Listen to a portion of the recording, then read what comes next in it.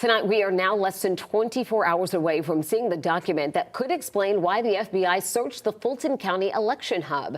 A judge has ordered the government to unseal the affidavit behind that warrant by tomorrow. Zach Merchant joining us now from our newsroom with more on what this all means here, Zach. Yeah, this is all a pretty fast-moving story. Here's the latest. A federal judge in the Northern District of Georgia handed down an order, over the weekend, unsealing the docket and giving the government until tomorrow, that Tuesday deadline, to file the affidavit submitted in support of the search warrant. So how does this all work? Prosecutors use those affidavits to make their case to judges that probable cause exists to support a search warrant like the one carried out by the FBI on the Fulton County election facility. Once the affidavit in this case is unsealed, we might start to get a better sense of the government's theory of their case.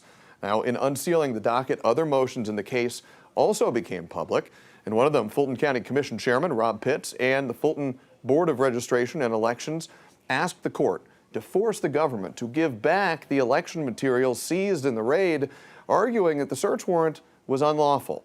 Emory Law School professor and dean John Acevedo said it's going to take time for the case to make its way through the justice system. This is a larger inquiry about systemic voter fraud at the county level. And, much like the RICO cases we saw with the Trump administration, this is likely to take several months to sort out. And just in the last few hours, Fulton County Commissioner Marvin Arrington Jr. released a statement on the unsealing of the case, saying in part, quote, "This is a major win for transparency, accountability, and the people of Fulton County. I have said from the beginning, justice delayed is justice denied.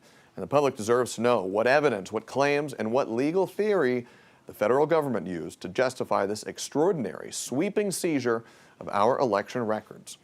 Now, the U.S. Attorney's Office for the Northern District of Georgia, they declined to comment on the newly released Fulton motion today. Requests for comment to the Department of Justice and the U.S. Attorney's Office for the Eastern District of Missouri, which is reportedly involved in the case, they were not answered. Yeah, still a lot of questions, so hopefully we'll start to get some of those answered with this new information to come. Zach, thank you so much for staying on top of this for us. Meanwhile, multiple recounts and court cases following the 2020 Georgia election failed to uncover evidence of irregularities to the level that would have flipped the outcome of the race.